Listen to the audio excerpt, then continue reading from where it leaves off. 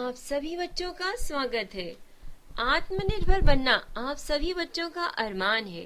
हम पूरे विश्वास के साथ कह सकते हैं कि आप सभी बच्चे आगे बढ़ने का प्रयास भी कर रहे हैं।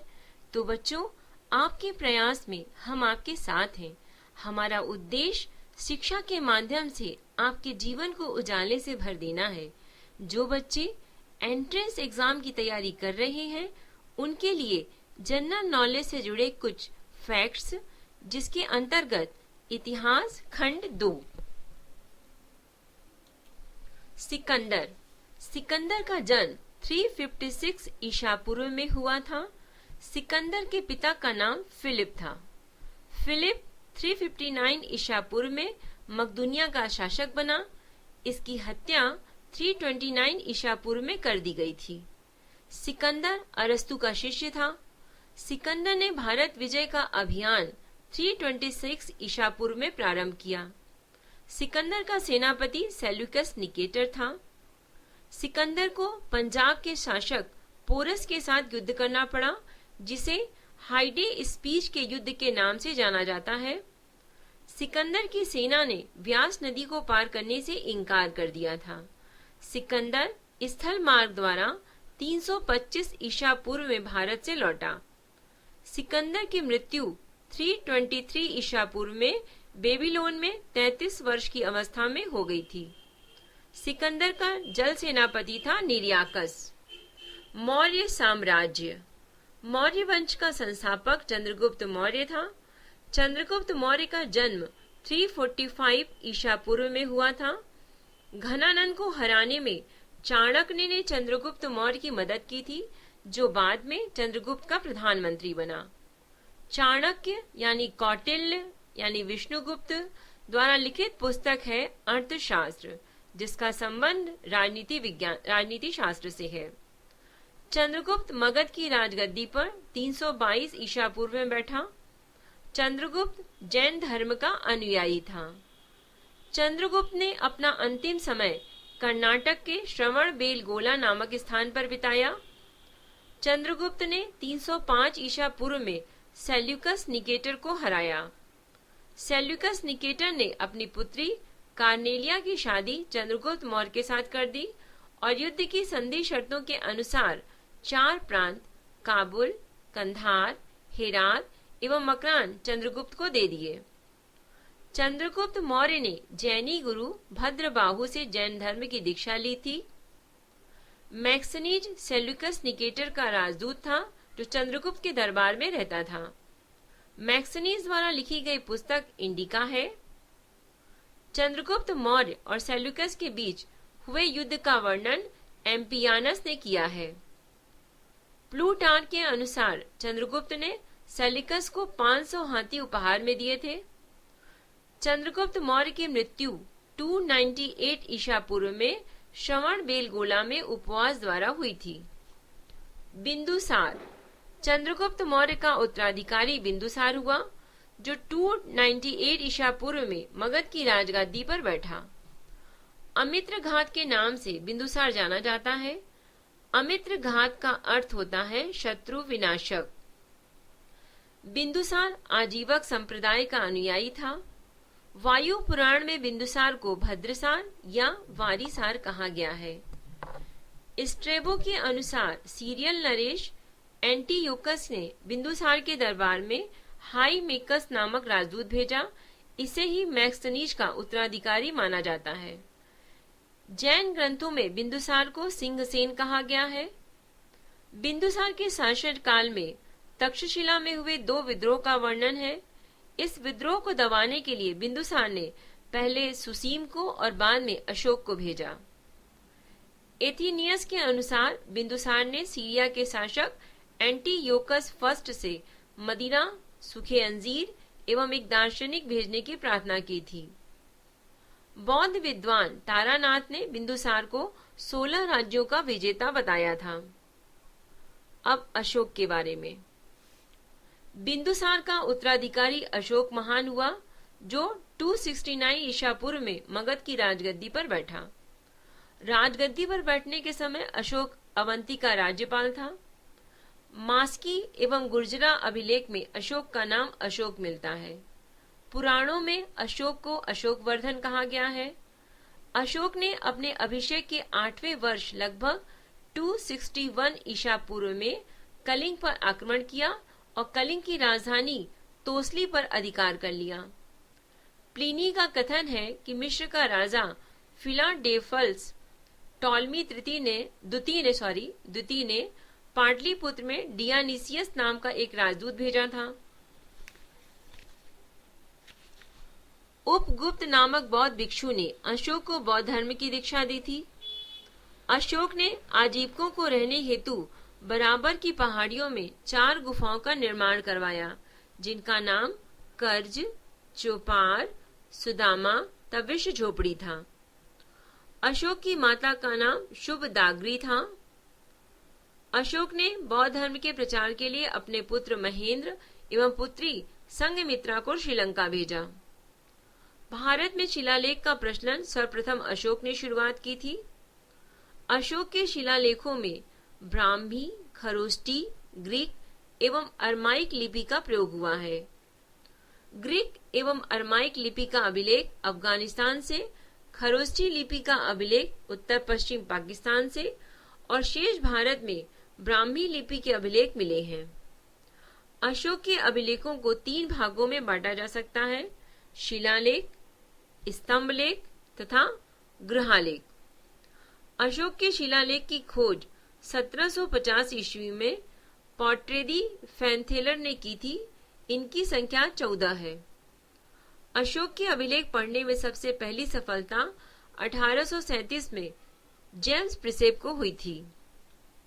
अशोक के स्तंभ लेखों की संख्या 7 है, जो केवल ब्राह्मी लिपि में लिखे गए हैं। यह अलग अलग स्थानों से प्राप्त हुए हैं। कौशाम्बी अभिलेख को रानी का अभिलेख कहा जाता है। अशोक का सबसे छोटा स्तंभ लेख रुम्मी देई है। इसी में लुम्बिनी में धम्म यात्रा के दौरान अशोक द्वारा भू राजस्व की दर घटाने की घोषणा की गई थी।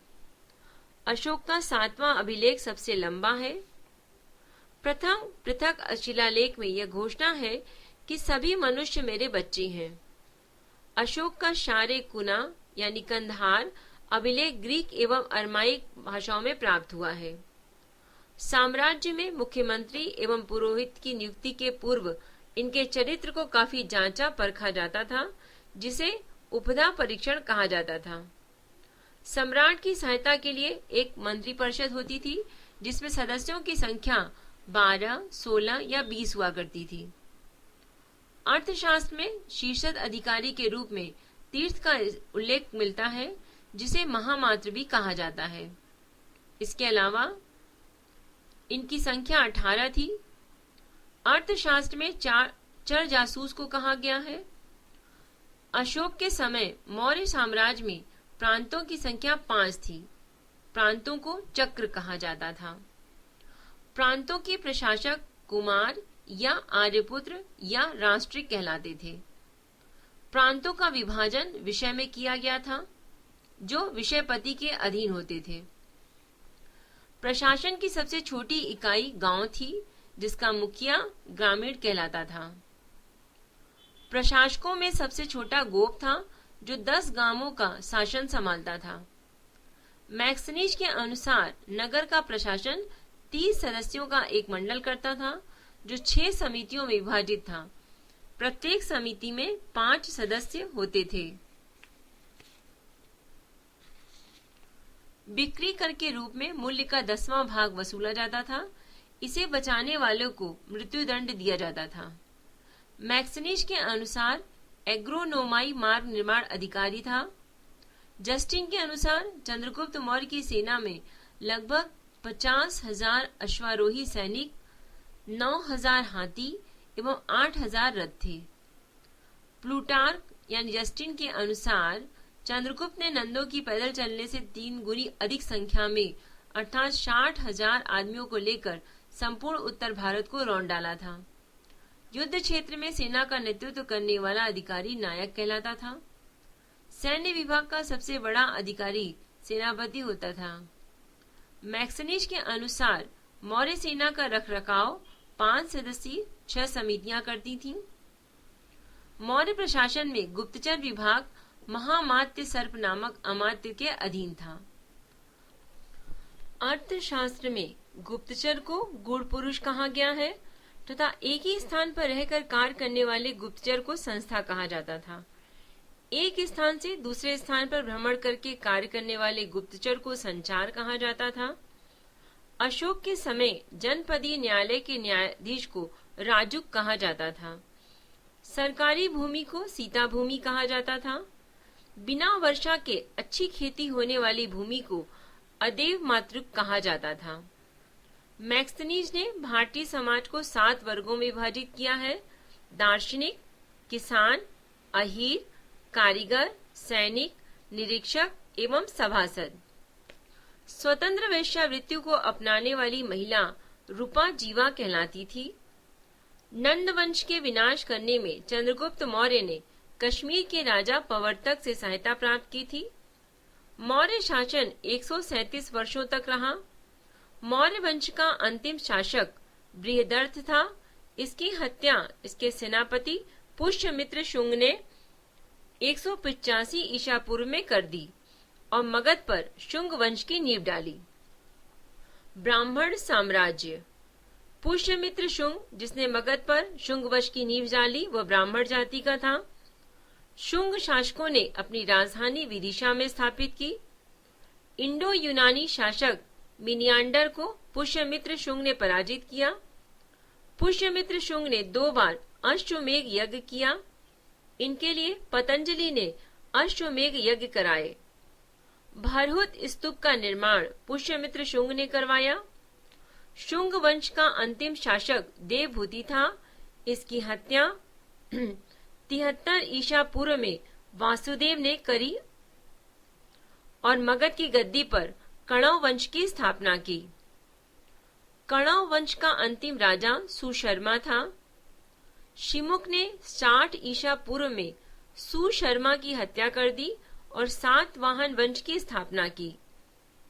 सातवाहन यानी आंध्र वंश शासकों ने अपनी राजधानी प्रतिष्ठान में स्थापित की।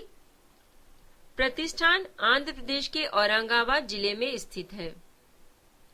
सातवाहन वंश के प्रमुख शासक थे सिमुक, शातकर्णी, गौतमी पुत्र शतकर्णी, वशिष्ठ पुत्र वुलुमावी तथा यज्ञश्री शातकर्णी। पश्चिम का स्वामी गौतमी पुत्र शातकर्णी को कहा जाता है। शातकर्णी ने 2 अश्वमेध तथा 1 राजस्यु यज्ञ किया। सातवाहन शासकों के समय के प्रसिद्ध साहित्यकार हाल एवं गुणादय थे।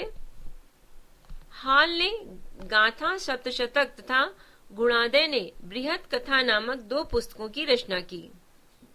सातवाहन शासकों ने चांदी, तांबे, शीशा, पोटीन और कांसे की मुद्राओं का प्रचलन किया। ब्राह्मणों को भूमि अनुदान देने की प्रथा का आरंभ सातवाहन शासकों ने सर्वप्रथम किया। सातवाहनों की भाषा प्राकृत एवं लिपि ब्राह्मी थी। सातवाहनों का समाज मातृसत्तात्मक था। सातवाहनों की महत्वपूर्ण स्थापत्य कृतियां हैं कार्ले का चैत्य, अजंता एवं एलोरा की गुफाओं का निर्माण एवं अमरावती कला का विकास। भारत के यवन राज्य। भारत पर आक्रमण करने वाले विदेशी आक्रमणकारियों का क्रम है हिंद यूनानी, शक, पल्लव एवं कुषाण। सेल्यूकस के द्वारा स्थापित पश्चिमी तथा मध्य एशिया के विशाल साम्राज्य को इसके उत्तराधिकारी एंटीओकस प्रथम ने अक्षुण्ण बनाए रखा। एंटीओकस द्वितीय के शासन काल में विद्रोह के फलस्वरूप उसके अनेक प्रांत स्वतंत्र हो गए। बैक्ट्रिया के विद्रोह का नेतृत्व डियोडोट्स प्रथम ने किया था। बैक्ट्रिया पर डियोडोट्स प्रथम के साथ इन राजाओं ने क्रमशः शासन किया। डियोडोट्स सेकेंड, यूथिडेमस, डेमीट्रियस, मिनिएंडर, यूक्रेटाइड्स, एंटीआल्किडस तथा हर्मिक्स। भारत पर सबसे पहले आक्रमण बैक्ट्रिया के शासक डेमीट्रियस ने किया। इसने 190 ईसा पूर्व में भारत पर आक्रमण कर अफगानिस्तान, पंजाब एवं सिंध के बहुत बड़े भाग पर अधिकार कर लिया। इसने शाकल को अपनी राजधानी बनाई। इसे ही हिंद यूनानी या बैक्ट्रियाई यूनानी कहा गया है। हिंद यूनानी शासकों में सबसे अधिक विख्यात मिनियांडर हुआ। इसकी राजधानी शाकल शिक्षा का प्रमुख केंद्र था। मिनियांडर ने नागसेन से बौद्ध धर्म की दीक्षा ली। मिनियांडर के प्रश्न एवं नागसेन द्वारा किए गए उत्तर एक पुस्तक के रूप में संग्रहित हैं, जिसका नाम मिलिंद पनो अर्थात मिलिंद के प्रश्न या मिलिंद प्रश्न है। हिंद यूनानी भारत के पहले शासक हुए, जिनके जारी किए सिक्कों के बारे में निश्चित रूप से कहा जा सकता है कि सिक्के किन किन राजाओं के हैं। भारत में सबसे पहले हिंद यूनानियों ने ही सोने के सिक्के जारी किए।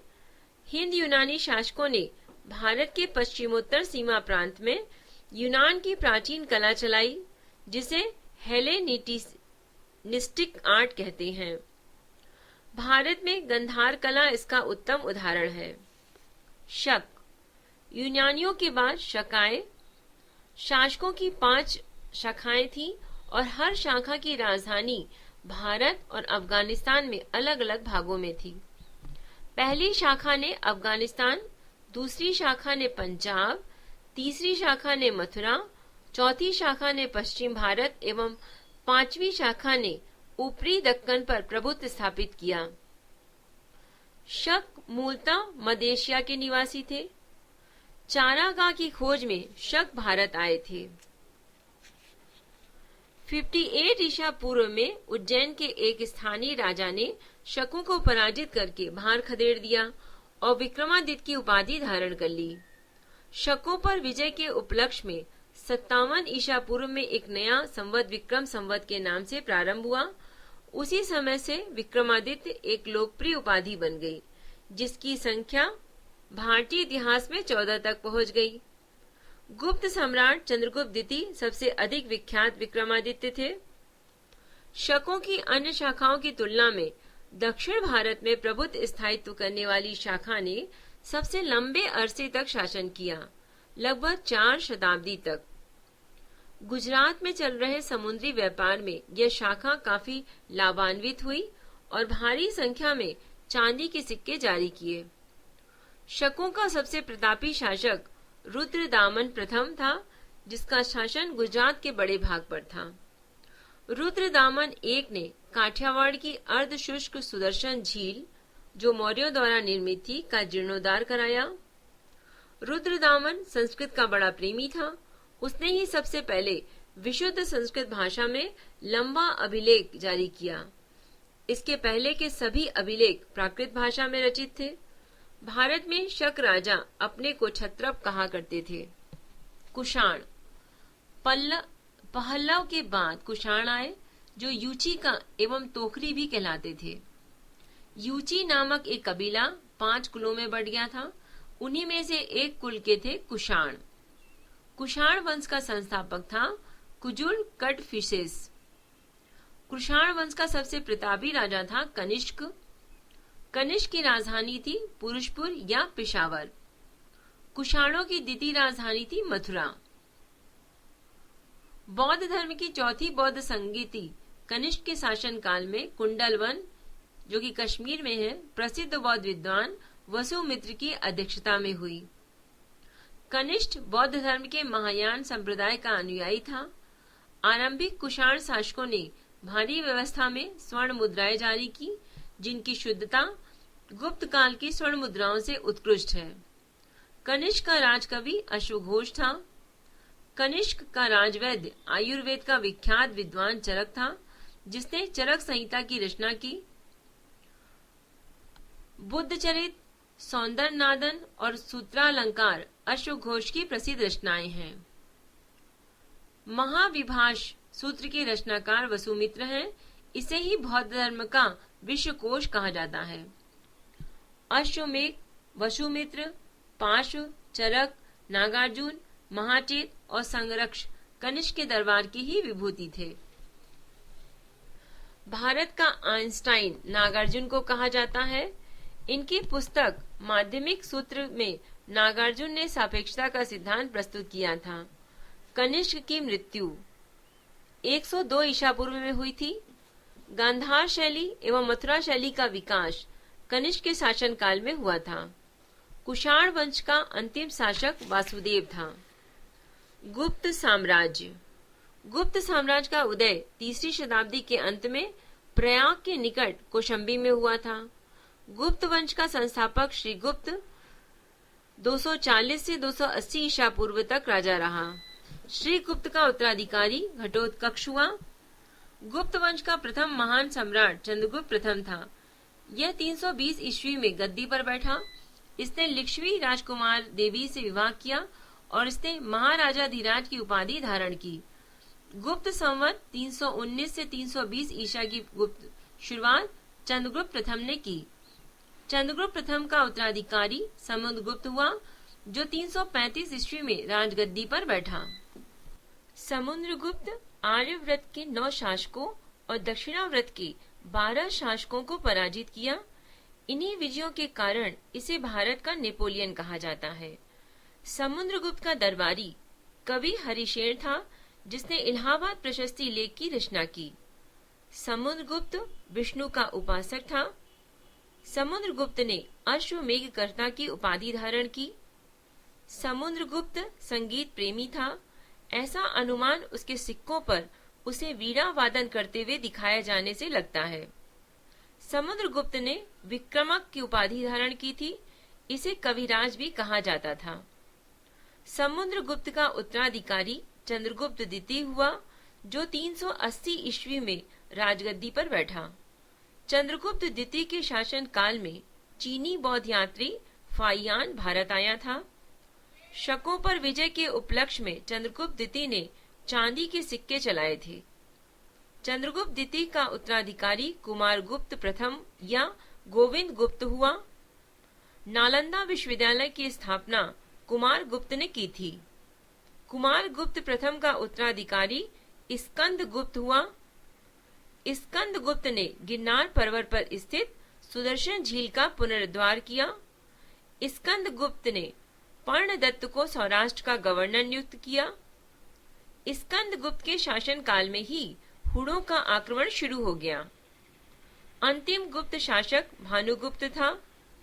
गुप्त साम्राज्य की सबसे बड़ी प्रादेशिक इकाई देश थी, जिसके शासक को गोप्ता कहा जाता था। एक दूसरी प्रादेशिक इकाई मुक्ति थी, जिसके शासक उपरिक कहलाते थे।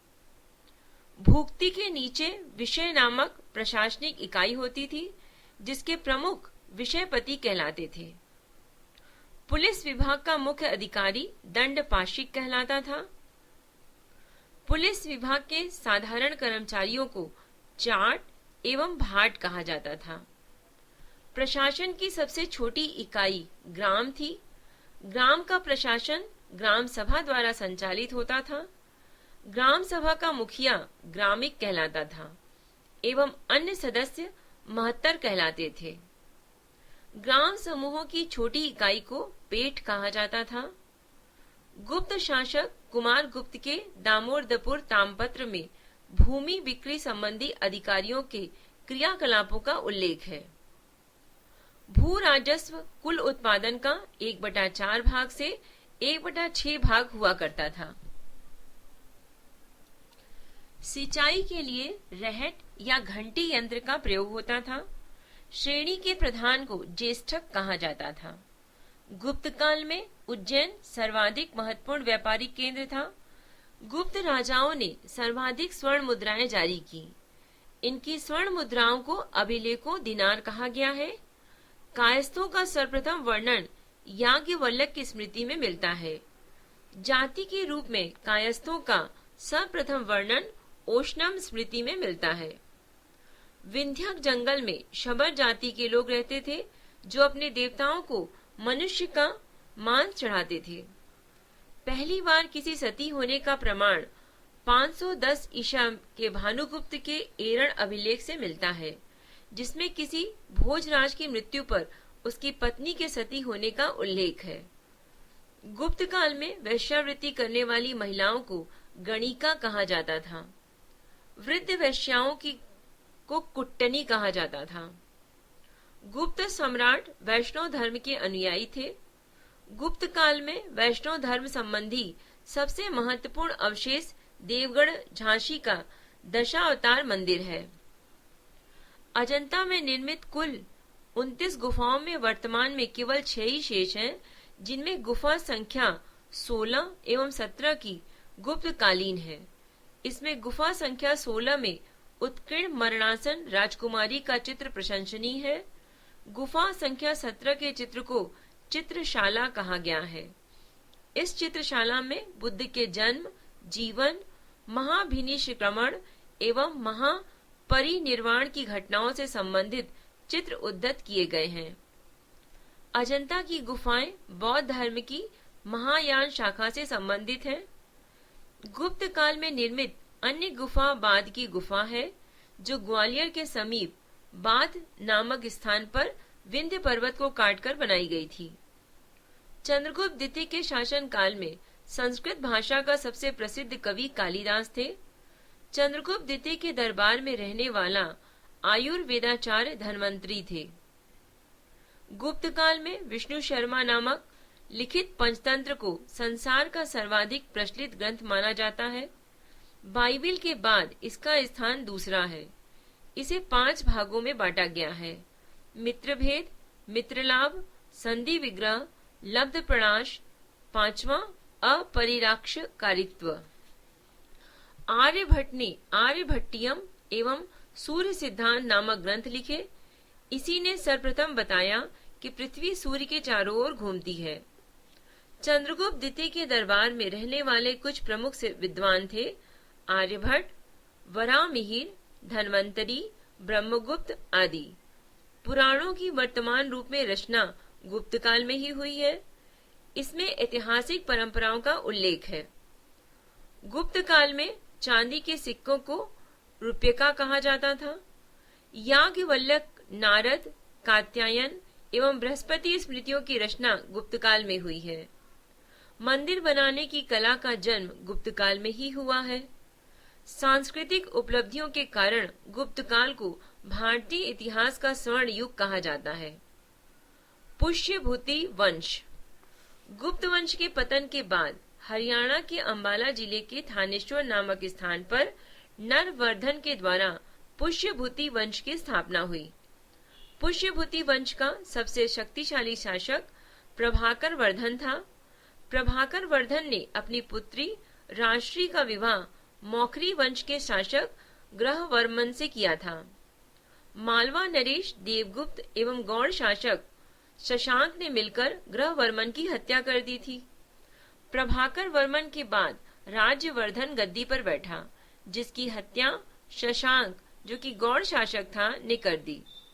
राज्यवर्धन के बाद 606 ईस्वी में 16 वर्ष की अवस्था में हर्षवर्धन राजगद्दी पर बैठा। हर्षवर्धन की प्रथम राजधानी थानेश्वर, जो कि कुरुक्षेत्र के निकट थी। बाद में इसने अपनी राजधानी कन्नौज में स्थापित की। हर्षवर्धन के दरबार का प्रसिद्ध दरबारी कवि था बाणभट्ट। हर्षचरित के लेखक का नाम भी बाणभट्ट है। हर्षवर्धन की रचना है नागानंद, रत्नावली और प्रियदर्शिका। हर्षवर्धन शिव का उपासक था।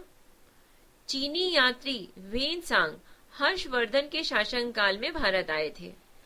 वेनसांग को यात्रियों में राजकुमार, नीति का पंडित एवं वर्तमान शाक्य मुनि कहा जाता है।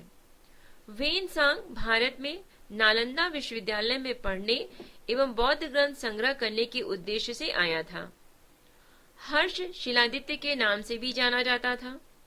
हर्ष ने परम भट्टारक नरेश की उपाधि धारण की थी।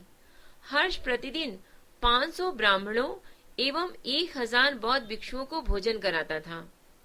हर्ष ने 643 ईस्वी में कन्नौज तथा प्रयाग में 2 विशाल धार्मिक सभाओं का आयोजन किया। हर्ष द्वारा प्रयाग में आयोजित सभा को मोक्ष परिषद कहा गया है। बाणभट्ट के हर्षचरित के अनुसार हर्ष की मंत्री परिषद इस प्रकार थी: अवंती युद्ध और शांति का मंत्री, सिंहनाद हर्ष की सेना का महासेनापति, कुंतल अश्व सेना का मुख्य अधिकारी, स्कंदगुप्त हस्ती सेना का प्रमुख। साधारण सैनिकों को चाट एवं भाट, अश्व सेना के अधिकारियों को बृहदेश्वर, पैदल सेना के अधिकारियों को बलाधिकृत एवं महाबलाधिकृत कहा जाता था। दक्षिण भारत के प्रमुख राजवंश। पल्लव वंश। पल्लव वंश का संस्थापक था सिंह विष्णु। इसकी राजधानी थी कांची, जो कि तमिलनाडु में कांचीपुरम में है। सिंह विष्णु वैष्णव धर्म का अनुयायी था। किरातार्जुनियम के लेखक भारवी सिंह विष्णु के दरबार में रहते थे। पल्लव वंश के प्रमुख शासक हुए क्रमशः महेंद्र वर्मन प्रथम, नरसिंह वर्मन प्रथम, महेंद्र वर्मन द्वितीय, परमेश्वर वर्मन प्रथम, नरसिंह वर्मन द्वितीय, नंदी वर्मन द्वितीय। पल्लव वंश का अंतिम शासक अपराजित हुआ। मत विलास प्रहसन की रचना महेंद्र वर्मन ने की थी। महाबलीपुरम के एकाशम मंदिर, जिन्हें रथ कहा गया है, का निर्माण पल्लव राजा नरसिंह वर्मन प्रथम के द्वारा करवाया गया था। रथ मंदिरों में सबसे छोटा द्रौपदी रथ है, जिसमें किसी प्रकार का अलंकरण नहीं मिलता है। वात पीकोंड की उपाधि नरसिंह वर्मन प्रथम ने धारण की थी। कांची के कैलाश मंदिर का निर्माण नरसिंह वर्मन द्वितीय ने करवाया था। इसे राज सिद्धेश्वर मंदिर भी कहा जाता है। महाबलीपुरम में शोर मंदिर है। दश कुमार चरित के लेखक दंडी नरसिंह वर्मन द्वितीय के दरबार में रहते थे। कांची के मुक्तेश्वर मंदिर तथा वैकुंठ पेरुमाल मंदिर का निर्माण नंदी वर्मन द्वितीय ने कराया। प्रसिद्ध वैष्णव संत तिरुमंगई अलवार नंदी वर्मन द्वितीय के समकालीन थे। राष्ट्रकूट। राष्ट्रकूट राजवंश का संस्थापक दंती दुर्ग था। इसकी राजधानी मनकिर या मान्यखेत, जो कि वर्तमान मालखेत शोलापुर के निकट थी। राष्ट्रकूट वंश के प्रमुख शासक थे कृष्ण प्रथम, ध्रुव, गोविंद तृतीय, अमोघ वर्ष, कृष्ण द्वितीय, इंद्र तृतीय एवं कृष्ण तृतीय। एलोरा के प्रसिद्ध कैलाश मंदिर का निर्माण कृष्ण प्रथम ने करवाया था। ध्रुव राष्ट्रकूट वंश का पहला शासक था, जिसने कन्नौज पर अधिकार करने हेतु त्रिपक्षीय संघर्ष में भाग लिया और प्रतिहार नरेश वत्सराज एवं पाल नरेश धर्मपाल को पराजित किया। ध्रुव को धारावर्ष भी कहा जाता था। गोविंद तृतीय ने त्रिपक्षीय संघर्ष में भाग लेकर चक्रा युद्ध एवं उसके संरक्षक धर्मपाल तथा प्रतिहार वंश के शासक नागभट्ट द्वितीय को पराजित किया। पल्लव, पांड्य, केरल एवं गंग शासकों के संघ को गोविंद तृतीय ने नष्ट किया। अमोघ वर्ष जैन धर्म का अनुयायी था। इसने कन्नड़ में कवि राजमार्ग की रचना की। आदि पुराण के रचनाकार जिनसेन, गणितासार संग्रह के लेखक महावीराचार्य एवं अमोघ वृत्ति के लेखक सक्तायना अमोघ वर्ष के दरबार में रहते थे। अमोघ वर्ष ने तुंगभद्रा नदी में जल समाधि लेकर अपने जीवन का अंत किया। इंद्र तृतीय के शासन काल में अरब निवासी अलम सुदी भारत आया। इसने तत्कालीन राष्ट्रकूट शासकों को भारत का सर्वश्रेष्ठ शासक कहा। राष्ट्रकूट वंश का अंतिम महान शासक कृष्ण तृतीय था। इसी के दरबार में कन्नड़ भाषा के कवि पुण्य रहते थे, जिन्होंने शांति पुराण की रचना की है। कल्याणी के चालुक्य तैलप द्वितीय ने 973 ईस्वी में कर्क को हराकर राष्ट्रकूट राज्य पर अपना अधिकार कर लिया और कल्याणी के चालुक्य वंश की नींव डाली। एलोरा एवं एलिफेंटा गुहा मंदिरों का निर्माण राष्ट्रकूटों के समय में हुआ। एलोरा में 34 शैलकृत गुफाएं हैं। इसमें 1 से 12 तक बौद्धों, 13 से 29 तक हिंदुओं एवं 30 से 34 तक जैनों की गुफाएं हैं। राष्ट्रकूट शैव, वैष्णव, शाक्त, संप्रदायों के साथ साथ जैन धर्म के भी उपासक थे। राष्ट्रकूटों ने अपने राज्यों में मुसलमान व्यापारियों को बसने तथा इस्लाम के प्रचार की स्वीकृति दी थी। चालुक्य वंश। कल्याणी के चालुक्य वंश की स्थापना तैलव द्वितीय ने की थी। तैलव द्वितीय की राजधानी मानेकहेड़ थी। चालुक्य वंश के प्रमुख शासक हुए तैलव प्रथम, तैलव द्वितीय, विक्रमादित्य, जयसिंह, सोमेश्वर, सोमेश्वर द्वितीय, विक्रमादित्य सिक्स्थ, सोमेश्वर तृतीय एवं तैलव तृतीय। सोमेश्वर प्रथम ने मानेकहेड़ से राजधानी हटाकर कल्याणी यानी कर्नाटक को बनाया। इस वंश का सबसे प्रतापी शासक विक्रमादित्य छठा था। विल्हड़ एवं विज्ञानेश्वर विक्रमादित्य छठे के दरबार में ही रहते थे। मिताक्षरा हिंदू विधि ग्रंथ याज्ञवल्क्य की स्मृति पर व्याख्या नामक ग्रंथ की रचना महान विधिवेत्ता विज्ञानेश्वर ने की थी। विक्रमादित्य चरित की रचना विल्हड़ ने की थी। इसमें विक्रमादित्य छठे के जीवन पर प्रकाश डाला गया है। चालुक्य वंश। जयसिंह ने वातापी के चालुक्य वंश की स्थापना की थी। इसकी राजधानी वातापी जो कि बीजापुर के निकट थी। इस वंश के प्रमुख शासक थे पुलकेशिन प्रथम, कीर्तिवर्मन, पुलकेशिन द्वितीय, विक्रमादित्य, विनयदित्य एवं विजयादित्य। इस वंश का सबसे प्रतापी राजा पुलकेशिन द्वितीय था। महाकूट स्तंभ लेख से प्रमाणित होता है कि पुलकेशिन बहु सुवर्ण एवं अग्निस्टोम यज्ञ संपन्न करवाया था। पुलकेशिन द्वितीय ने हर्षवर्धन को हराकर परमेश्वर की उपाधि धारण की थी। पुलकेशिन द्वितीय वातापी चालुक्य शासकों में सर्वाधिक पराक्रमी एवं महान था। इसने दक्षिणापथेश्वर की उपाधि धारण की थी।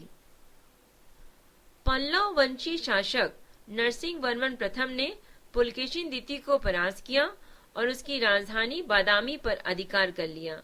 संभवतः इसी युद्ध में पुलकेशिन द्वितीय मारा गया। इसी विजय के बाद नरसिंह वर्मन ने वातापिकोट की उपाधि धारण की। ऐहोल अभिलेख का संबंध पुलकेशिन द्वितीय से है। जिनेंद्र का मुगेती मंदिर पुलकेशिन द्वितीय ने बनाया था। अजंता के एक गुहा चित्र में फारसी दूत मंडल को स्वागत करते हुए पुलकेशिन द्वितीय को दिखाया गया है। वातापी का निर्माण करता कीर्तिवर्मन को माना जाता है। मालवा को जीतने के बाद विनयदित्य ने सकलोत्तरपरत नाथ की उपाधि धारण की थी। विक्रमादित्य द्वितीय के शासन काल में ही दक्कन में अरबों ने आक्रमण किया। इस आक्रमण का मुकाबला विक्रमादित्य का भतीजा पुलकेशी ने किया। इस अभियान की सफलता पर विक्रमादित्य द्वितीय ने इसे अवनिजाश्रय की उपाधि प्रदान की। विक्रमादित्य द्वितीय की प्रथम पत्नी लोक महादेवी ने पट्टदकल में विरूपाक्ष महादेव मंदिर का निर्माण करवाया। विक्रमादित्य द्वितीय की दूसरी पत्नी त्रैलोक्य देवी ने त्रैलोकेश्वर मंदिर का निर्माण करवाया। इस वंश का अंतिम राजा कीर्तिवर्मन द्वितीय था। इसे इसके सामंत दंती दुर्ग ने परास्त कर एक नए वंश राष्ट्रकूट वंश की स्थापना की। चालुक्य वंश। बेगी के चालुक्य वंश का संस्थापक विष्णुवर्धन था। इसकी राजधानी बेगी में थी। इस वंश के प्रमुख शासक थे जयसिंह प्रथम, इंद्रवर्मन, विष्णुवर्धन द्वितीय, जयसिंह द्वितीय एवं विष्णुवर्धन तृतीय। इस वंश के सबसे प्रतापी राजा विजयादित्य तृतीय था, जिसका सेनापति पंडरंग था। चोल। 9वीं शताब्दी में चोल वंश पल्लवों के ध्वंसावशेषों पर स्थापित हुआ। चोल वंश के संस्थापक विजयालय, इसकी राजधानी तांजाय था। विजयालय ने नरकेसरी की उपाधि धारण की थी। चोलों का स्वतंत्र राज्य आदित्य प्रथम ने स्थापित किया। पल्लवों पर विजय पाने के उपरांत आदित्य प्रथम ने कोदंडराम की उपाधि धारण की। चोल वंश के प्रमुख राजा थे परांतक प्रथम, राजराज प्रथम, राजेंद्र प्रथम, राजेंद्र द्वितीय एवं कुलोत्तुंग। तक्कोलम के युद्ध में राष्ट्रकूट नरेश कृष्ण तृतीय ने परांतक एक को पराजित किया। इस युद्ध में परांतक एक का बड़ा लड़का राजदित्य मारा गया। राजराज प्रथम ने श्रीलंका पर आक्रमण किया। वहां के राजा महिम पंचम को भगाकर श्रीलंका के दक्षिण जिला रोहण में शरण लेनी पड़ी। राजराज एक श्रीलंका के विजित प्रदेशों को चोल साम्राज्य का एक नया प्रांत मुंडी चोल मंडलम बनाया और पोलनरुआ को इसकी राजधानी बनाया। राजराज एक शैव धर्म का अनुयायी था। राजराज प्रथम ने तंजौर में राजराजेश्वर का शिव मंदिर बनाया। चोल साम्राज्य का सर्वाधिक विस्तार राजेंद्र प्रथम के शासनकाल में हुआ। बंगाल की पाल शासक महिपाल को पराजित करने के बाद राजेंद्र प्रथम ने गंगेकोट चोल की उपाधि धारण की और नवीन राजधानी गंगेकोट चोलपुरम के निकट चोल गंगम नामक विशाल तालाब का निर्माण करवाया। राजेंद्र द्वितीय ने प्रकेसरी की उपाधि धारण की। वीर राजेंद्र ने राजकेसरी की उपाधि धारण की। चोल वंश का अंतिम राजा राजेंद्र तृतीय था। चोलों एवं पश्चिम चालुक्य के बीच शांति स्थापित करने में गोवा के कंदम शासक जयकेश प्रथम ने मध्यस्थ की भूमिका निभाई थी। विक्रम चोल अभाव एवं अकाल से ग्रस्त गरीब जनता से राजस्व वसूल कर चिदम्बरम मंदिर का विस्तार करवा रहा था। कोलुतुंग द्वितीय ने चिदम्बर मंदिर में स्थित गोविंद राज यानी विष्णु की मूर्ति को समुद्र में फेंक दिया था। कालांतर में वैष्णव आचार्य रामानुजाचार्य ने उक्त मूर्ति का पुनरुद्धार किया, उसे तिरुपति के मंदिर के प्राण प्रतिष्ठित किया। चोल प्रशासन में भाग लेने वाले उच्च पदाधिकारियों को पेरू नरम एवं निम्न श्रेणी के पदाधिकारियों को शेरुनदरम कहा जाता था। संपूर्ण चोल साम्राज्य 6 प्रांतों में विभक्त था। प्रांत को मंडलम कहा जाता था।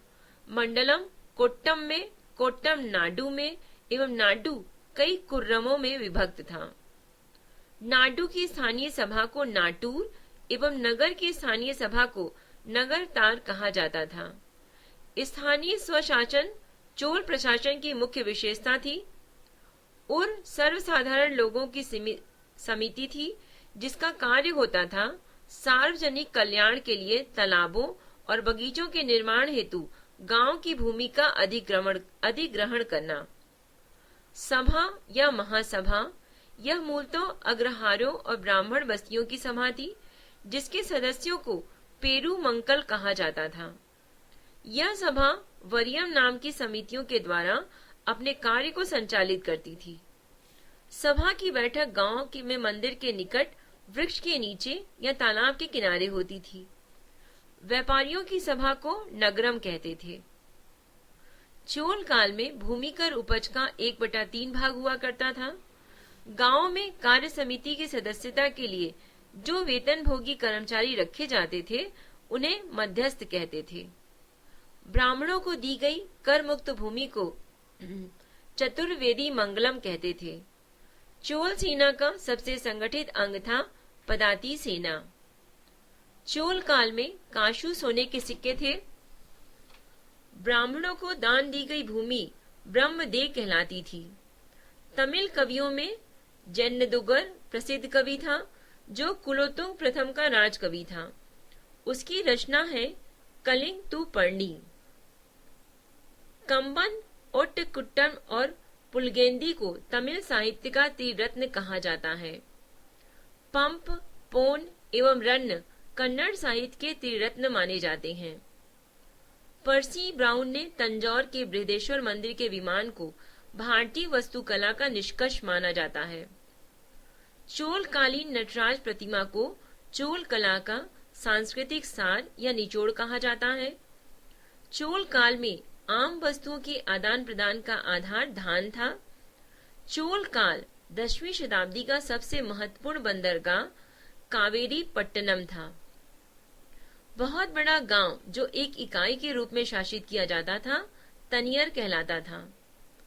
उत्तर मेरूर शिलालेख जो सभा संस्था का विस्तृत वर्णन उपस्थित करता है, परांतक प्रथम के शासनकाल से संबंधित है। चोलों की राजधानी कालक्रम के अनुसार इस प्रकार थी: उरेयूर, तंजौर, गंगकोड, चोलपुरम एवं कांची। चोल काल में सड़कों की देखभाल बगान समिति करती थी।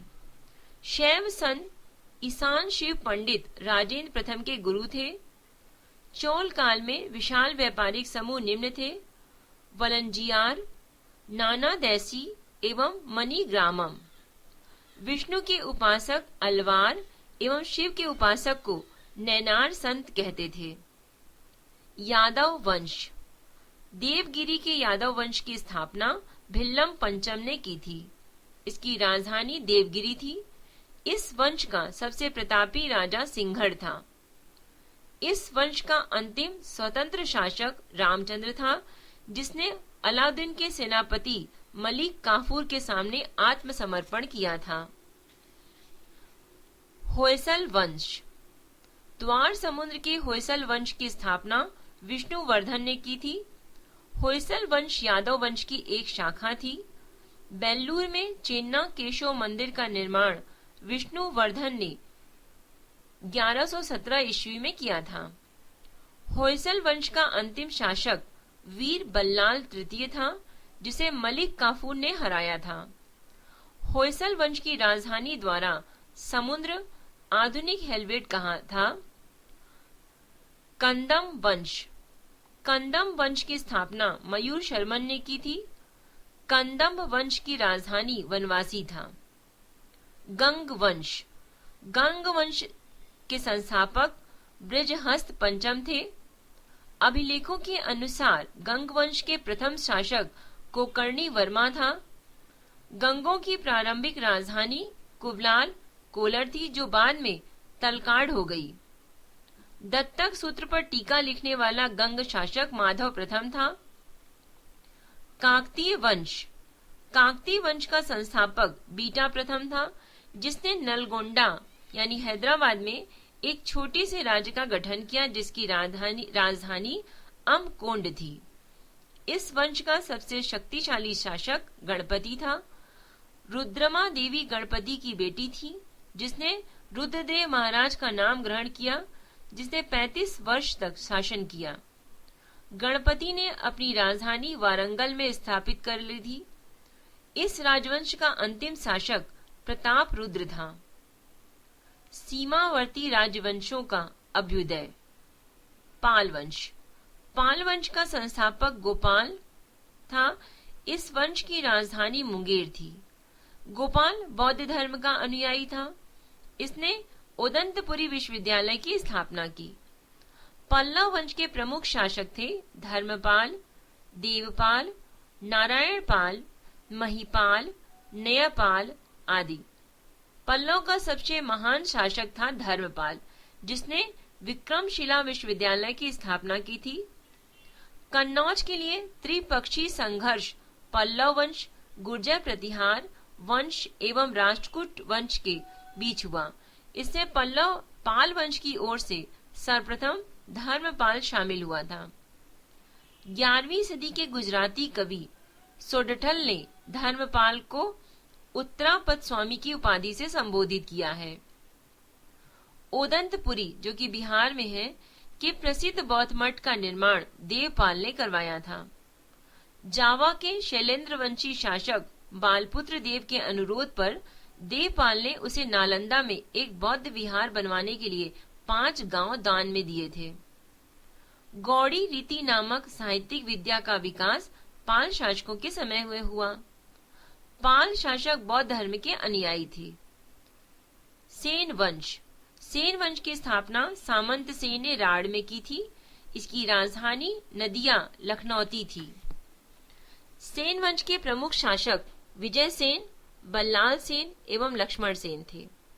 सेन वंश का प्रथम स्वतंत्र शासक विजय सेन था, जो शैव धर्म का अनुयायी था। दान सागर एवं अद्भुत सागर नामक ग्रंथ की रचना सेन शासक बल्लाल सेन ने की थी। अद्भुत सागर को लक्ष्मण सेन ने पूर्ण रूप दिया था। लक्ष्मण सेना की राज्यसभा में गीत गोविंद के लेखक जयदेव, पवन दूत के लेखक धोई एवं ब्राह्मण सर्वस्व के लेखक हलायुद्ध रहते थे। हलायुद्ध लक्ष्मण सेन का प्रधान न्यायाधीश एवं मुख्यमंत्री था। विजय सेन ने देवपाड़ में प्रद्युम्नेश्वर मंदिर यानी शिव का विशाल मंदिर है जिसकी स्थापना की थी। सेन राजवंश प्रथम राजवंश था जिसने अपना अभिलेख सर्वप्रथम हिंदी में उत्कीर्ण करवाया। लक्ष्मण सेन बंगाल का अंतिम हिंदू शासक था। कश्मीर के राजवंश। कश्मीर पर शासन करने वाले शासक वंश कालक्रम से इस प्रकार थे: कारकोट वंश, उत्पल वंश, लोहार वंश। 7वीं शताब्दी में दुर्लभ वर्धन नामक व्यक्ति ने कश्मीर में कारकोट वंश की स्थापना की। प्रतापपुर नगर की स्थापना दुर्भक ने की। कारकोट वंश का सबसे शक्तिशाली राजा ललितादित्य मुक्तापीड़ था। कश्मीर का मार्तंड मंदिर का निर्माण ललितादित्य के द्वारा करवाया गया था। कारकोट वंश के बाद कश्मीर पर उत्पल वंश का शासक हुआ। इस वंश का संस्थापक अवंती वर्मन था। अवंतीपुर नामक नगर की स्थापना अवंती वर्मन ने की थी। अवंती वर्मन के अभियंता सुय ने सिंचाई के लिए नहरों का निर्माण करवाया। 980 ईस्वी में उल्पल वंश की रानी दिद्दा एक महत्वाकांक्षी शासिका हुई। उत्पल वंश के बाद कश्मीर पर लोहार वंश का शासन हुआ। लोहार वंश का संस्थापक संग्राम राज था। संग्राम राज के बाद अनंत राजा हुआ।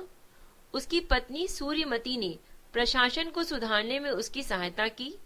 लोहार वंश का शासक हर्ष विद्वान, कवि तथा कई भाषाओं का ज्ञाता था। कल्हड़ हर्ष का आश्रित कवि था। जयसिंह लोहार वंश का अंतिम शासक था जिसने 1128 ईस्वी में से 1155 ईस्वी तक शासन किया। जयसिंह के शासन के साथ ही कल्हड़ की राज तरंगिणी का विवरण समाप्त हो जाता है। कामरूप का वर्मन वंश।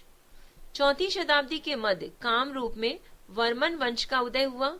इस वंश की प्रतिष्ठा का संस्थापक पुष्यवर्मन था। इसकी राजधानी प्राग योजितिश नामक स्थान पर थी।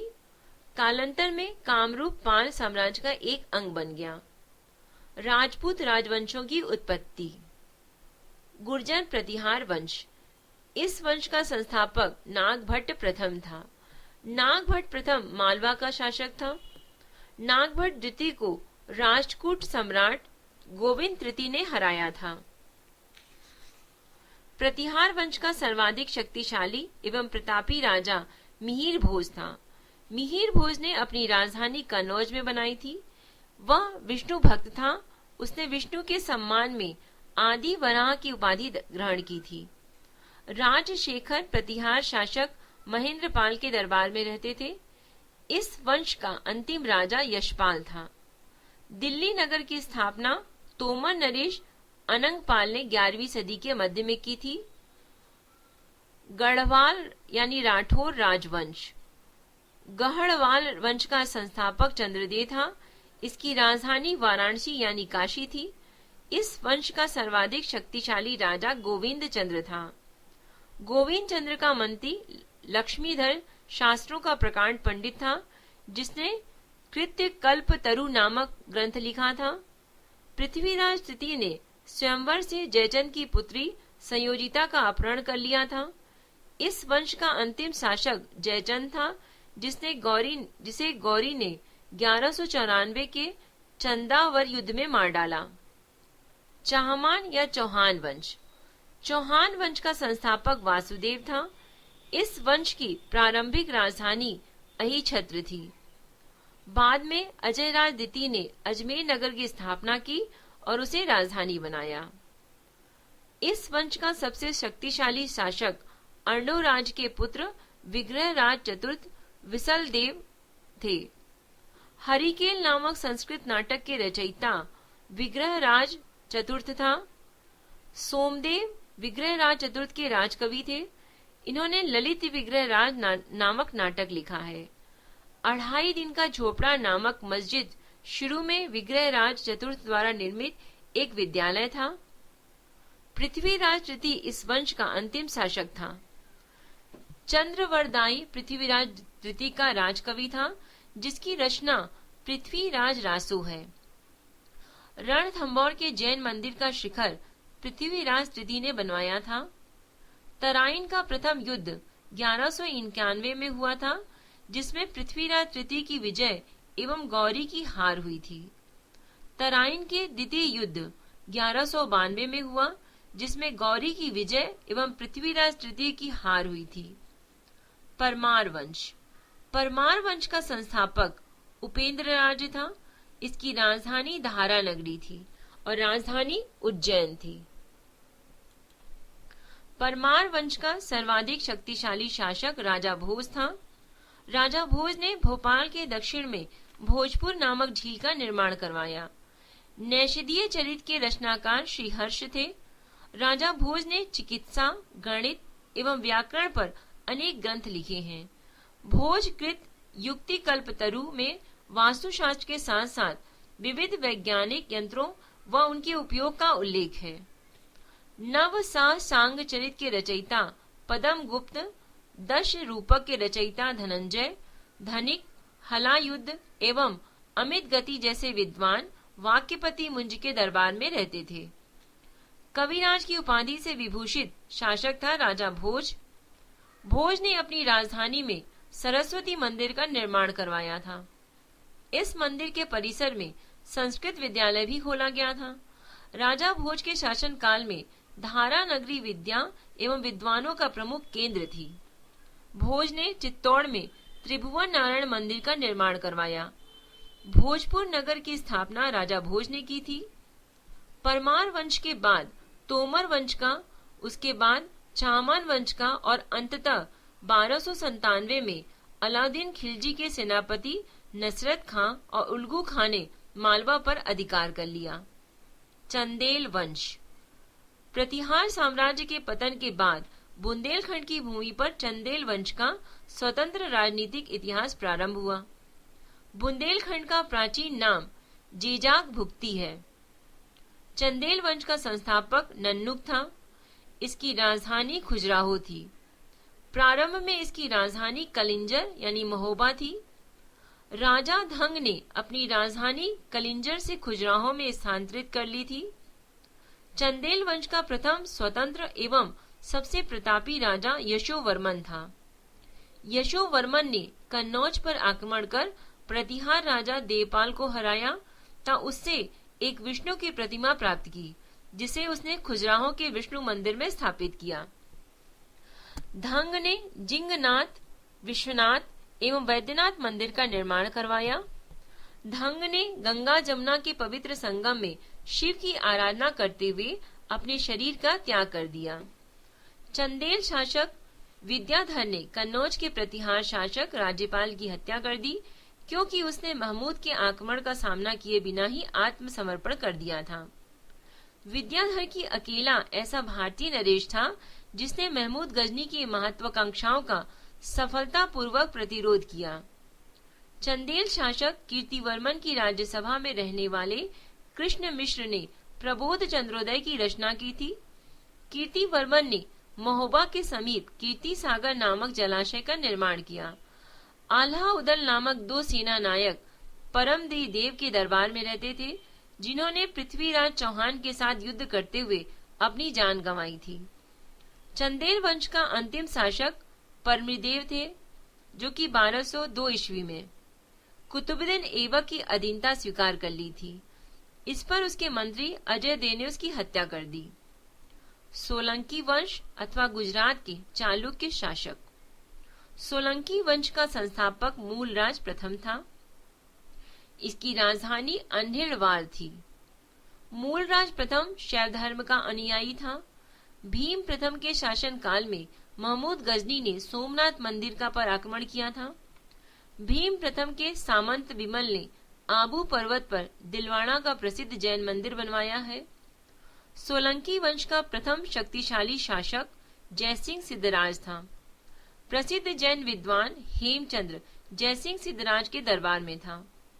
माउंट आबू पर्वत, जो कि राजस्थान पर है, एक मंडप बनाकर जयसिंह सिद्धराज ने अपने 7 पूर्वजों की गजारोही मूर्तियों की स्थापना की है। मोढेरा के सूर्य मंदिर का निर्माण सोलंकी राजाओं के शासनकाल में हुआ था। सिद्धपुर में रुद्र महाकाल के मंदिर का निर्माण जयसिंह सिद्धराज ने किया था। सोलंकी शासक कुमारपाल जैन मतानुयायी था। वह जैन धर्म के अंतिम राज की प्रवर्तक के रूप में प्रसिद्ध है। सोलंकी वंश का अंतिम शासक भीम द्वितीय था। भीम द्वितीय के एक सामंत लवण प्रसाद ने गुजरात में बघेल वंश की स्थापना की थी। बघेल वंश का कर्ण द्वितीय गुजरात का अंतिम हिंदू शासक था। इसने अलाउद्दीन खिलजी की सेनाओं का मुकाबला किया था। कलचुरी चेदी राजवंश। कलचुरी वंश का संस्थापक कोकल था। इसकी राजधानी त्रिपुरी थी। कलचुरी वंश का एक शक्तिशाली शासक गांगे देव था, जिसने विक्रमादित्य की उपाधि धारण की थी। पूर्व मध्यकाल में स्वर्ण सिक्कों के विलुप्त हो जाने के पश्चात इन्होंने सर्वप्रथम इसे प्रारंभ करवाया था। कलचुरी वंश सबसे महान शासक कर्णदेव था, जिसने कलिंग पर विजय प्राप्त की और त्रिकलिंगधापति की उपाधि धारण की। प्रसिद्ध कवि राजशेखर कलचुरी दरबार में रहते थे। सिसोदिया वंश। सिसोदिया वंश के शासक अपने को सूर्यवंशी कहते थे। सिसोदिया वंश के शासक मेवाड़ पर शासन करते थे। मेवाड़ की राजधानी चित्तौड़ थी। अपनी विजयों के उपलक्ष्य में विजय स्तंभ का निर्माण राणा कुंभा ने चित्तौड़ में करवाया। खतौली का युद्ध 1518 में राणा सांगा एवं इब्राहिम लोदी के बीच में हुआ था। कहते हैं बच्चों, जहाँ चाह है वहाँ राह है। आपके हौसले से आपकी राह आसान हो, यही शुभकामना है। हमसे संपर्क करने के लिए आप हमें मेल कर सकते हैं। हमारा मेल आईडी है voiceforblind@gmail.com। धन्यवाद।